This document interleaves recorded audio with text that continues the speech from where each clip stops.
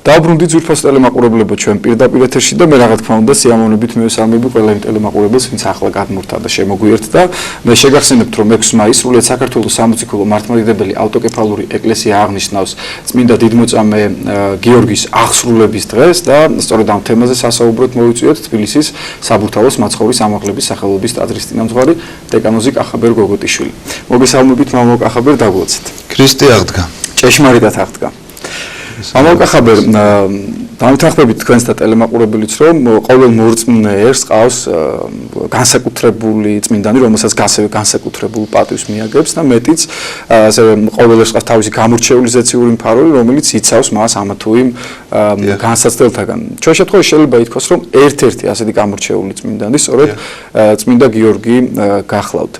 თუ რისგან არის ეს გამოწვეული და რითია განპირობებული, ესეც საინტერესო იქნება, ამაზე ოდნავ მოგვიანებით ვისაუბროთ. მანამდე მე მინდა გთხოვოთ საუბრის დასაწყისში შევახსენოთ ჩვენ ტელემაყურებელს მისი ბიოგრაფია, ასე ვთქვათ, სად დაიბადა და როგორ ოჯახში აღიზარდა წმინდა გიორგი. დიახ, მოგახსენებთ, ალბათ ამ ბიოგრაფიის შეხსენება ერთგვარი ნიშანი იქნება იმისა, რომ რატომ არის ის საქართველოს ერის მფარველი, იმიტომ რომ უნდა გითხრათ ერთი რამ, რომ ადამიანი რომელიც რაღაც დამეგობრდება სხვა ადამიანთან, როგორ ხდება ეს არჩევა მეგობრისა. რაღაც ეს ხო არ არის შეკვეთით, რომ ვიღაცა გეუბნებათ, რომ თქვენ ამასთან უნდა იმეგობროთ, ან იმასთან უნდა იმეგობროთ. რაღაცა სულიერ მსგავსებას პოულობს ადამიანი სხვა ადამიანში. რაღაცა ერთი მოთხოვნილება აქვს, თქვა, რაღაცა შეიძლება საერთო აზრი აქვს, რაღაც შეხედულება აქვს, საერთო ინტერესები და მე მათი მეგობრობა შედგება. აი ესეთივე დამოკიდებულებაში არის ქართველი ერი წმინდა გიორგისთან, იმიტომ რომ ძალიან ბევრია მათში საერთო.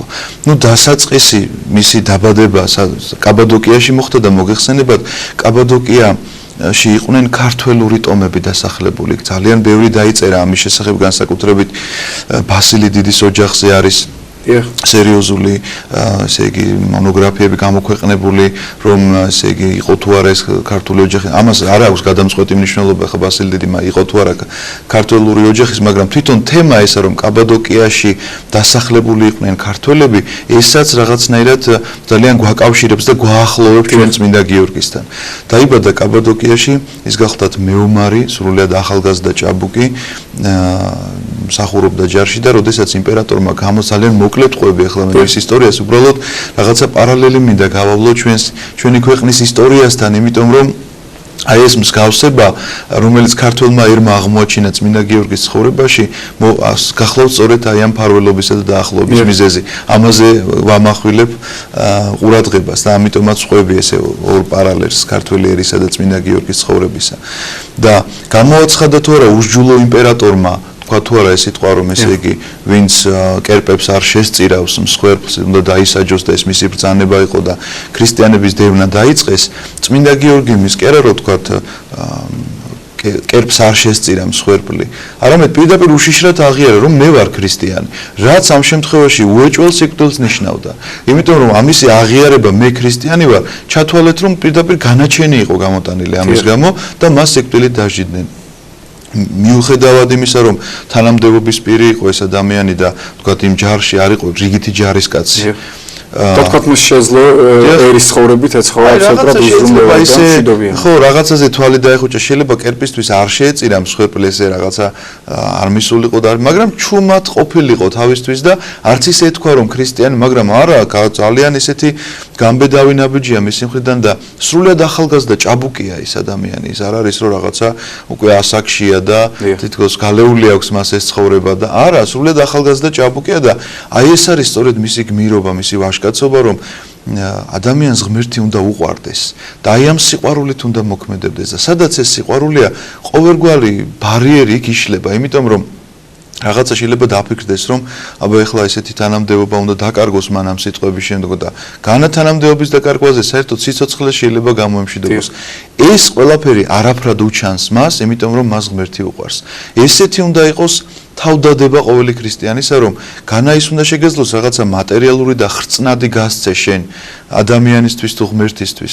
სულის დადება უნდა შეგეძლოს მისთვის და ამისი საუკეთესო მაგალითი გახლავთ სწორედ წმინდა გიორგის ცხოვრება. 30 წლის იყო თუ არ ვცდები, ხო? დიახ, ესეთი რომ ახალგაზრდა იყო. დიახ, ესეთი კონკრეტული ასაკი ჩვენ არ ვიცით, მაგრამ ახალგაზრდა და ჭაბუკი რომ იყო, ეს ვიცით და ანუ აი ამ სულის დადებაზე მოგახსენებდით, რომ ეს არის უმწვერვალესი გამოვლინება ადამიანის მხრიდან, უდიდესი გამოვლინება ღმერთის სიყვარულისა. და ადამიანის სიყვარული, მოყვასის სიყვარულისა, იმიტომ რომ როდესაც ადამიანი ესე თავს წირავს, არა მარტო შეიწირა ის ღმერთის სიყვარულის გამო, სხვებისთვის, რამდენი ადამიანისთვის მაგალითი გახდა წმინდა გიორგი და მისი მაგალითისებრ ვიღაცამ ეს ვაჟკაცობა რომ იხილა, მისი მხნეობა რომ იხილა, როგორ აღფრთოვანდა და მასაც მოუნდა იგივე გაეკეთებინა, რომ ვიღაცამ ქრისტიანობა მიიღო საერთოდ მისი მაგალითად, ვიღაცამ ქრისტიანი იყო უკვე და თქვა თუ ეშინოდა ამ ქრისტიანობის აღიარება, გააძლიერდა მერე რა რომ ის დასაჯეს და ნახეს რომ წმინდა გიორგი მართლაც მრავალი წამება გადაიტანა მან ჩამოთვლილია გამოიხატება კიდეც ხატებში წმინდა გიორგის ხატებში ის მინიატურული სცენები ერთ-ერთი დღე ბორბალზე დატრიალების დღეს ჩვენი ეკლესია განსაკუთრებულად აღნიშნავს. დიახ ეს ბორბალზე დატრიალების დღე გახლავთ აი მართლაც ბორბალზე დააკრეს და ატრიალებდნენ და წამახული ესე იგი ლურსმნების მსგავსი ლითონები მის ხორცს ფლეთდა და სასწაულებრივად მოხდა მეორე დღეს მისი აღდგენა. ესეც რაღაცა წინასახია იმისა, რომ ღმერთი არ ტოვებს ადამიანს ესეთ შემთხვევაში. ის რომ მან აღიარა ღმერთის სიყვარული და მან რომ აღიარა ქრისტესთან აი ეს თავისი ქრისტიანობა, ქრისტე შორს კი არ დგას აქედან. რა თქმა უნდა, იქ არის და ამ სასწაულს უჩვენებს ყველას, მის ჯალათებს უჩვენებს პირველ რიგში, მთელი საზოგადოებას უჩვენებს, რომ ქრისტე ამ ადამიანთან არის და არ ტოვებს მას არც ერთში, თუმცა კი მას ის ადამიანური განცდა აქვს, რომ აწამებდნენ, რა თქმა უნდა, სტკივა და განიცდის და შიშიც არის ერთგვარი, სიკვდილის შიშიც არის, მაგრამ აი ყოველგვარ შიშს და ყოველგვარ აი ამ სულმოკლეობას დააძლევინებს ადამიანს სიყვარული ღვთისა, თუ კი ეს სიყვარული ჭეშმარიტია. და ეს სიყვარული რომ ჭეშმარიტია, საქმით გამოჩნდება, იმიტომ რომ ბოლომდე აღასრულებს წმინდა გიორგი თავის დაწყებულ საქმეს. ყველა აი ამ ტანჯვას გაუძლებს, რომ იქ კირის ორმოშია ჩაგდებული, თუ იქ რაღაც ჩექმები ჩააცვეს ფეხშიშვალ ფეხზე ლურსმნებიანი და უამრავი და ბოლოს თავი მოკვეთეს, ესე მოხდა მისი აღსასრული და ვიღაცისთვის შეიძლება ეს ერთი შეხედვით ასე საერო მხრიდან ითქვას, რომ რისთვის შეიწირა ეს ადამიანი, მოკვდა ეს, მაგრამ სწორედ ეს სიკვდილი გახლავთ გამარჯვება. სწორედ როგორც მაცხოვარი ქრისტე ღმერთი აღესრულა ჯვარზე და ეს აღსასრული არის ჩვენი გამოხსნის დასაწყისი. იმ აღსასრულით რა მოხდა? მისი უცოდველი სული ჯოჯოხეთში ჩავიდა. და ჯოჯოხეთში არ იყო ამისი ადგილი. თუ ჯოჯოხეთში არ იყო, სამოთხეში უნდა ასულიყო. და სამოთხეში რომ ასულიყო, ეს კარი უნდა გახსნილიყო სამოთხისა, იმიტომ რომ სამართალი მოითხოვდა ამას. კანონზომიერება მოითხოვდა ამას, იმიტომ რომ რადგანაც ჯოჯოხეთში არ არის მისი ადგილი, სხვა ადგილსამყოფელი არ არის, ან ჯოჯოხეთი, ან სამოთხე. და რადგანაც იქ არ არის მისი ადგილი, ამოდის უკვე სამოთხეში და იხსნება სამოთხის კარი. ასე რომ ეს სიკვდილია სწორედ გამარჯვება. ეს სიკვდილია სწორედ ახალი სიცოცხლის დასაწყისი. და ესეთივე გახლავთ წმინდა გიორგის ცხოვრება და საერთოდ ქრისტიანობა ამას ნიშნავს. ქრისტეს mbadzველობას ნიშნავს. ყველაზე დიდი მაგალითი ჩვენ ქრისტიანობისა თვითონ ქრისტემ მოგცა, როგორ უნდა იცხოვროს ადამიანმა რომ სცონდეს, სწორედ ეს არის ქრისტიანობა. შეიძლება პირდაპირ მნიშვნელობით, ეხლა არ უნდა ვიგულისხმოთ ეს არავითარ შემთხვევაში, რომ ყველა შეიძლება არ კონდეს ესეთი ხვეთრი ცხოვრებისა, რომ შეიპყრონ და ჯვარს გააკრან და ან ბორბალზე დაატრიალონ და აწამონ ქრისტეს გულისთვის, ეს არ იყოს, მაგრამ კარგად უნდა ახსოვდეს ადამიანს, რომ მსგავსება, თქვათ ქრისტეს ცხოვრებისა და მსგავსება იმ წმინდანისა, რომელსაც განსაკუთრებულად ევედრები, აი ეს მსგავსება გახლავთ სწორედ შენი ცხოვრების წესი, რომ მოთმინებით ცხოვრობ. ის რომ თქვათ შეიძლება ადამიანი მრავალშვილიანი იყოს და საერთოდ არ დადგეს მის ცხოვრებაში წამების საკითხი, მაგრამ მოთმინებით აი ამ მრავალშვილიანობის შეიძლება თქვათ მარტოხელა იყოს და მონასტერში წავიდეს და იქაც აი ამ მოთმინებას გამოიჩენს. ანუ მოთმინება ამ შემთხვევაში წმინდა გიორგის უმთავრესი ღვაწლი, აღიარება, ვაჟკაცობა, მხნეობა და მოთმინება ყოველგვარი აი ამ გასაჭირისა, იმიტომ რომ ამ ქვეყნად ჩვენ სამართალს ვერ მივახცევთ. ამ ქვეყნად იდეალური მდგომარეობა და მოწყობა ადამიანის ცხოვრებისა შეუძლებელია. ასე რომ იმ ყოველგვარი გასაჭირისა, იმ ბრძოლისა, რომელიც რაღაც ახალ-ახალ ხაფანგებს და მანქანებას იგონებს ეშმაკი, ადამიანის დასაცემად და ცოდვაში ჩასაგდებად და საბოლოო წარსაწყმედად, აი ამ ყოველივეს დაძლევა ხდება მოთმინებით. არა ყვედრებით, არა რაღაცა ჩხუბით და მრისხანებით, არამედ მოთმინებით, სიმშვიდით. პავლე მოციქულის სიტყვისამებრ ადამიანმა როგორ უნდა განსაჯოს თავისი თავი სად არის და რა მდგომარეობაშია მისი სული. უნდა ნახოს რომ რა არის ნაყოფი სულისა, რასაც პავლე მოციქული ბრძანებს. ნაყოფი სულისა არის სიყვარული, სიხარული, მშვიდობა, სულგრძელება, მარხვა, მოთმინება. აი ეს სული არის ის სული, რომელსაც ჩვენ ქრისტეს სულს უწოდებთ. ეს არის ის სული, რომელიც ზიაღმყვანებელი ადამიანის. ეს არის სული, რომელიც ხორცს კი არ ემორჩილება, პირიქით, ხორცი მისდევს აი ამ სულს. და ხორცია მორჩილებაში აი ამ სულისა და აი ესეთი მდგომარეობა გახლავთ ამ შემთხვევაში, როდესაც ჩვენ წმინდა გიორგიზე ვლაპარაკობთ, მისმა სულმა მიაღწია ამ სიმაღლეს.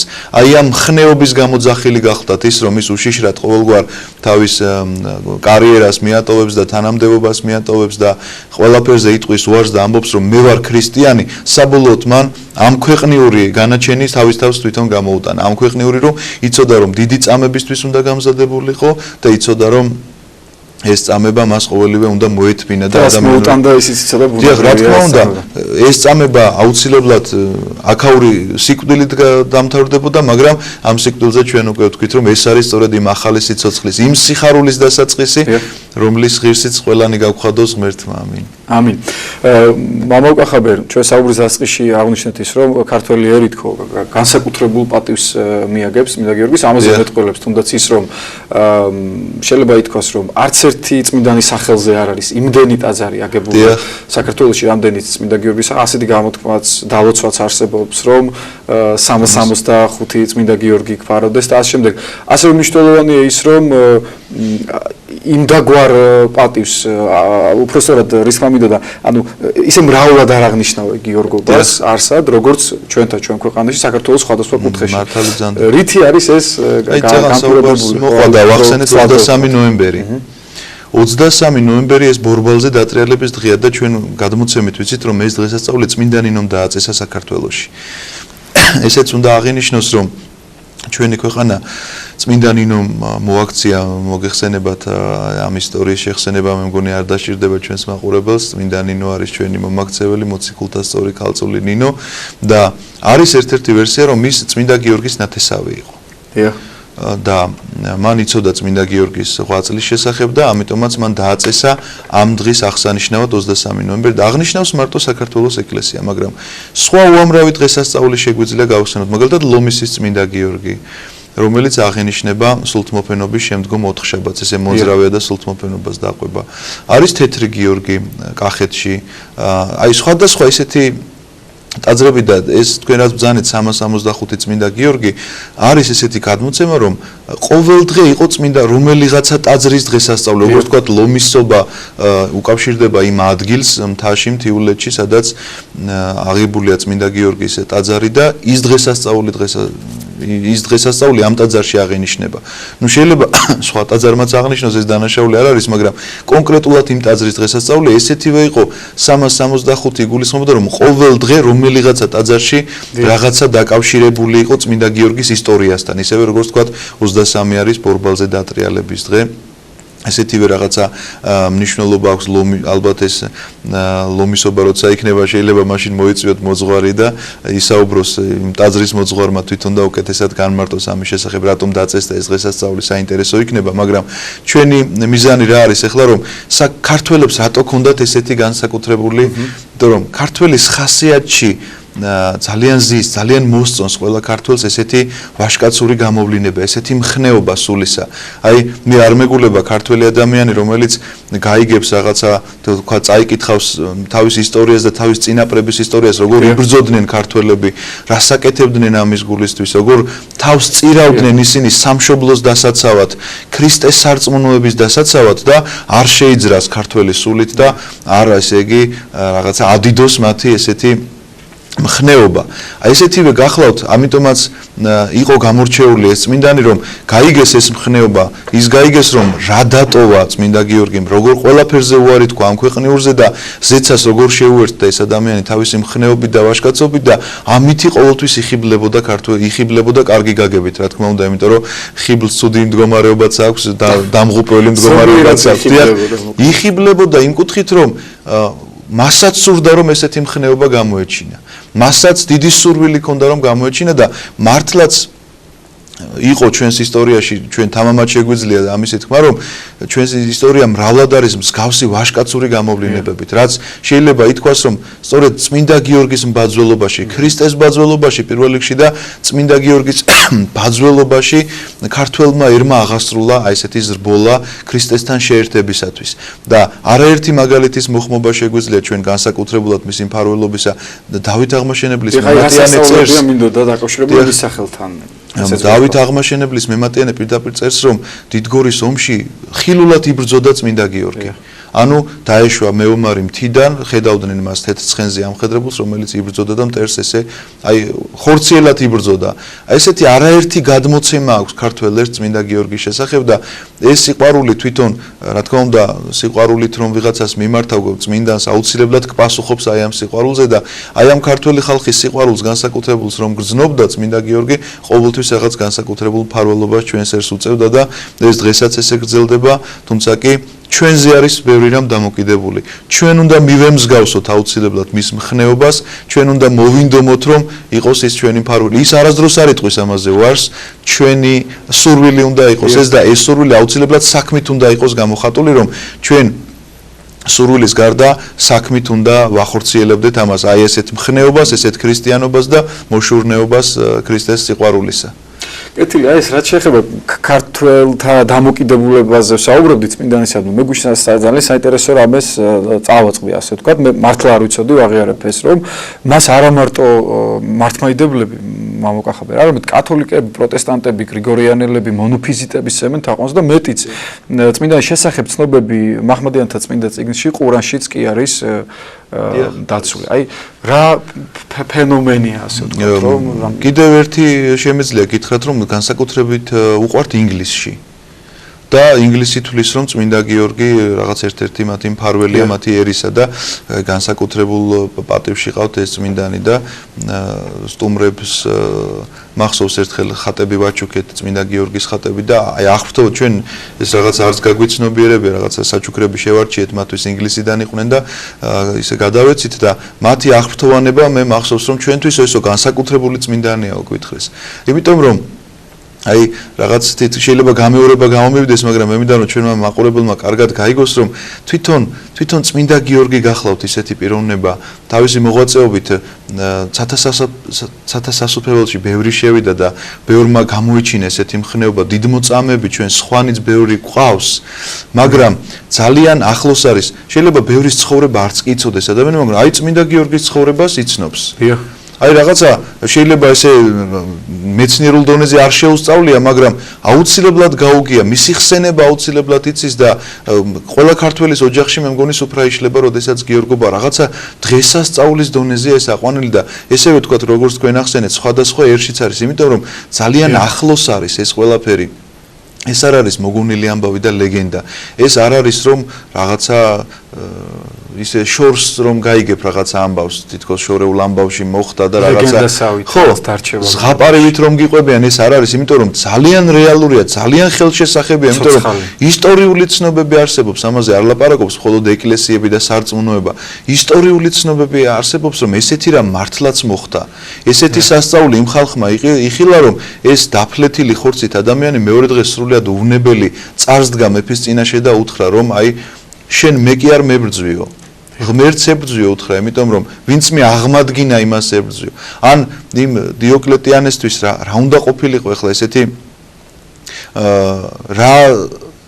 რა კმაყოფილებას მისცემდა, მოკლედ ის რომ წმინდა გიორგის ეთქვა რომ ხო კარგი უარყოფ ქრისტე, აი რა იქნებოდა მისთვის ეს, მაგრამ აი ეს არის სწორედ ბოროტისაგან დაბნელებული გონება, რომ რაღაცას რომ დაიჯინებს ადამიანი ჯიუტად და აღარ უნდა იქედან გადახვევა, სიმართლეს, სინათლეს თვალს არ უსწორებს და აი ესე მიყვება სიბნელეს და ამბობს რომ აჰა ესე იგი მიუხედავად იმისა რომ სასწაულს ხედავს რომ აღდგა ადამიანი ფაქტიურად მკვდარი გაწოცხლდა ეს უფრო ახელებს მე ამ ბოროტს კიდე უფრო მეტად ბოროტი გახელდა და ბოროტმა როგორ ესე იგი დაუბნელა მას გონება რომ ადამიანმა მხილველმა აი ამ სასწაულისა ესე იგი კიდე უფრო ახალი სატანჯველი გამოიგონა რაღაცა რითიც უფრო მეტად დატანჯავდა და კიდე უფრო რაღაც ესე იგი გამოიწვევდა მასში ამ განრისხებას და უარყოფამდე რომ მieყვანა ეს ადამიანი და ну რა თქმა უნდა ეს არ მოხდა ჩვენ ვიცით შედეგი და რატომ დავიწყეთ ეს საუბარი რომ ძალიან ხელშესახებია ეს ყველაფერი ისტორიული ცნობებით მისი ცხოვრებით რაღაცა მრავალი თქმულა მრავალი დაწერილი დაკავშირებულ სასწაულები და ასე შემდეგ სასწაულები და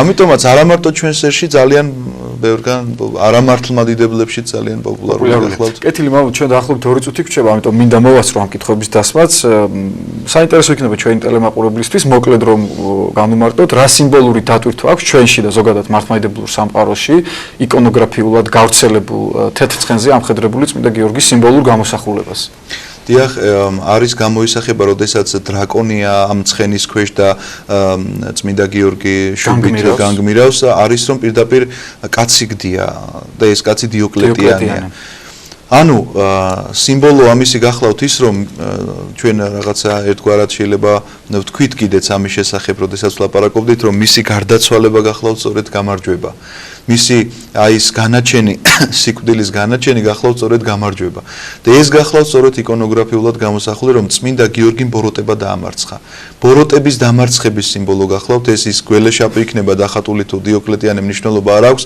ბოროტების სიმბოლო ამ შემთხვევაში ერთი და მეორეც ნუ ეს დრაკონი რა თქმა უნდა არარსებული ცხოველია და ეს პირდაპირ ესე იგი სიმბოლური მნიშვნელობით არის დიახ ბოროტთან გაიგივებული და დიოკლეტიანი ამ შემთხვევაში როგორც იარაღი ბოროტისა იმიტომ რომ ბოროტმა ძალამ ეს ადამიანი გამოიყენა აი ამ ბოროტების აღსასრულებლად და წმინდა გიორგი რომ ამარცხებს ამას მიუხედავად იმისა რომ თავი წმინდა გიორგის მოკვეთეს და არა დიოკლეტიანეს იკონოგრაფიაში პირიქით გამოისახება, იმიტომ რომ შუბით განიგმირება დიოკლეტი, ანუ ბოროტი განიგმირება შურით, იმიტომ რომ ვერაჯობა მან თავის მიზანს ვერ მიაღწია. და ამიტომაც არის ის განგმერილი. გადამარცხებული. ძალიან მოკლედ არის თუ არა საქართველოში მისი წმინდა ნაწილები. წმინდა გიორგის ნაწილები არის საქართველოში, დიახ. კეთილი, უღრმესი მადლობა მამაო კახაბერ, მე მინდა მადლობა გადაგიხადოთ მობრძანებისთვის, საინტერესო საუბრისთვის, ასევე ვისარგებლო ჩვენი შეხვედრით და წინასწარ მოგილოცოთ. მეც ასევე გილოცოთ, ყველა გიორგი წმინდა გიორგის ევედრება და თქვენ მოსახელე ხართ მისი და მეც გზნობ ხოლმე რომ განსაკუთრებული მფარველია და ამიტომ არა მარტო სახელით, არამედ ცხოვრებით მიმსგავსებოდეთ მის ხმეობას. შეგვეძლებინოს. კეთილი მამაო კახაბერ, ტელემაყურებელს შევახსენებ, საბურთალოს მაცხოვრის სამაღლების სახელობის ტაძრის წინამძღვარი დეკანოზი კახაბერ გოგოტიშვილი გახდათ ჩვენი გადაცემის სტუმარი.